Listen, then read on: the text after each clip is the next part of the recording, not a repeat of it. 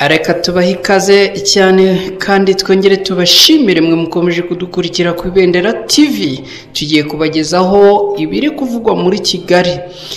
Reka mu by'ukuri turebere hamwe bimwe mu byaranze ubuzima n'amateka ya Habineza Joseph wamenyekanye nka Joe. Akaba yamaze guhagarikwa muri Radiant yacu. Ngewe nitwa na Kreti Ntirushwa. Ikaze.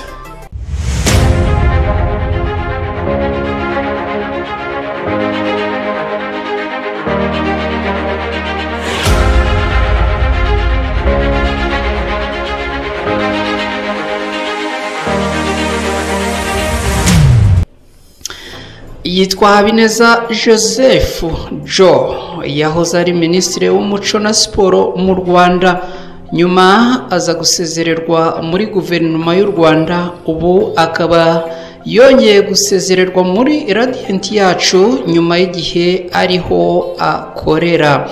Amahirwe ubanza adakomeje gusekera uyu mugabo utajya arangwaho imbeho ku munwa, dore ko ubusanzwe mu buzima bwe arangwa no gutebya. Akaba rero nyuma y'iminsi mike akorera muri Radiant yacu, ubu yaje kwerekwa umuryango agahambirizwa riva aho byavuzwe ko yazize gutanga umusaruro muke. Inkuru y'Igihe ivuga ko hari amakuru y'uko Habineza Joseph Joe yirukanwe kubera gutanga umusaruro muke mu nshingano yari afite nk'umuyobozi mukuru wa Radiant yacu Limited, ikigo cyavutse kuri Radiant Insurance Company. Umwe mu bayobozi bakuru b'iki kigo cy'ubwishingizi akaba yatangaje ko aya makuru ari impamo. Ati ntabwo Habineza Joseph agihari.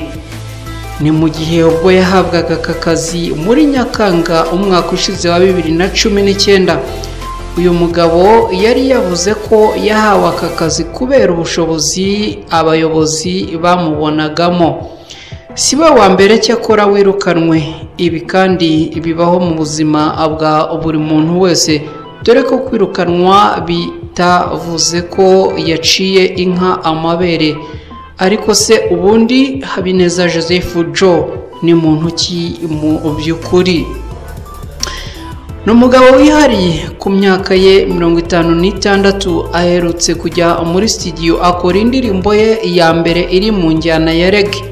Byaje bikubitana nuko uyu mugabo wahoze ari umunyapolitike n'ubundi yari yarihebeye muzika, dore ko yaririmbye muri korali kuva kera cyane akiri umwana, ndetse akanyuzamo akavuza ingoma, aho ndetse ngo yaje no kuba muri Salus Populi.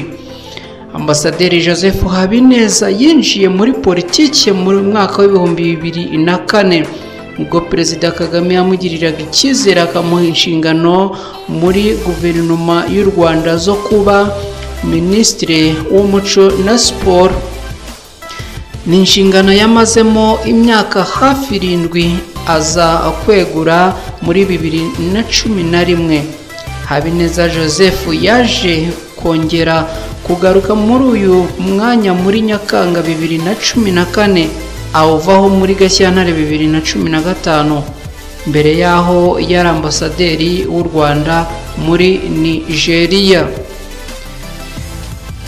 Joseph Habineza akaba yari umuyobozi wa Radiant Insurance yacu. Umwanya yagiyeho nyuma y'igihe atumvikana mu ruhame ubwo yikoreraga mu birebana n'ubucuruzi. Yakoraga amakaroni yise Pastor Joe, nubwo byaje guhomba. Habineza Joe avuga ko afite impano yo kuririmba kuva kera. Agira ati nk'umwana wo mu Poroso twaririmbye twese muri iza korali. Naririmbaga muri korali mu Kiyovu muri Eglise Presbyterienne, ariko nyuma ngiye muri Siyansi mu by'Imana twari dufite orchestre. Nigeze gucuranga no muri Salus Populi nkubita ingoma nkanaririmba. Nubu iyo ngeze amahirwe nishimye iyo mbonye ahantu hari karaoke ndagenda nkaririmba ubuzima bugakomeza. indirimbo mperutse kuvugwaho ni iyitwa One Song One Nation, ni ukuvuga indirimbo imwe igihugu kimwe tugenekereje mu kinyarwanda. Aha Habineza Joe agakomeza avuga ati naravuze nti nihe wabona igihugu cyacu, nihe wabona igihugu cyiza nk'u Rwanda, ntaho. Nihe wabona se igihugu nk'iki? Noneho akakomeza agira ati turi kumwe turi bene mugabo umwe. Habineza Joe avuga ko iyi ndirimbo yifatanyije n'umwana w'umuhanzi. Aha agira ati ntabwo nari nsanzwe muzi, umwana yanyatse gahunda kuri Instagram ngo arashaka ko tuvugana, muha nimero yanjye arampamagara, hambwira ko afite igitekerezo cy'indirimbo ashaka kugira ngo nzayigiremo uruhare. Nagize ngo ni amafaranga ashaka ko muha kubera ko buri gihe abahanzi baza kunsaba ubufasha. Araza ati rero nge sinshaka ubufasha bundi, ahubwo ndashaka ijwi ryawe. Nti ubwo se icyo gitekerezo wakigize uti? Ati nyine ndashaka gukora indirimbo abantu bose bazibonamo, niyo utavuga ariko tugafatanya amashusho ukayagaramo. Ni ufite injyana yayo se ngo nyumve? Umwana ahita ayinyoherereza kuri WhatsApp, mpita mubwira nti ngwino ahubwo duhite dutangira. Nuko byagenze. Habineza Joseph kandi ngo akunda umuhanzi Lionel Richie cyane, dore ko ngo ajya asubiramo indirimbo ze cyane cyane nk'iyitwa Stuck on You. Habineza Joseph wamenyekanye ku izina rya Joe avuga ko akazi ka mbere yagakoze atarajya muri kaminuza. Agira ati hari muri Electrogazi nahembwaga ibihumbi nka 20 na bingahe, ariko urumva hari muri 85, ariko ubundi akazi nyakazi nagatangiye ku itariki ya 21 Ukuboza mu mwaka 1989 aho nakoraga muri Bralirwa. Icyo gihe nahembwaga amafaranga menshi, n'ubu njya mbisetsa abantu ko ntangira muri Bralirwa. Umuyobozi wari uhari icyo gihe yari umuzungu w'umuholandi. Noneho arambwira ati rero nguhaye akazi keza cyane, utangiye uri umukada, kandi kugira ngo uve muri kaminuza uhite uba umukada ntabwo byabaga byoroshye. Ati uzajya uhembwa ibihumbi 69 y'u Rwanda. Hari mu mwaka w'igihumbi 1989 yari menshi, yarengaga amadolari 1000 y'ubu ngubu. Uwo muzungu arambwira ati kukwereka ko ari amafaranga menshi, uzi ko aya mafaranga ahembwa ba minisitiri 2 mu Rwanda. Kandi koko byari byo icyo gihe. Aba minisitiri ntabwo bahembwaga menshi, urumva bampaga ayo ibihumbi 69 bakantwara kuva no kujya ku kazi, saa sita bakatugaburira, bakarangiza bakakugerekeraho n'amakazi 9 y'inzoga ku kwezi. Noneho nyuma yaje kunsetsa muri 2009 Bralirwa icyo gihe yizizaga imyaka 50 ishinzwe, nari nkiri minisitiri, bangira umushyitsi mukuru. Urumva sinagiye gusengera kuko inzoga bari bazimpaye nari nzifite zihagije.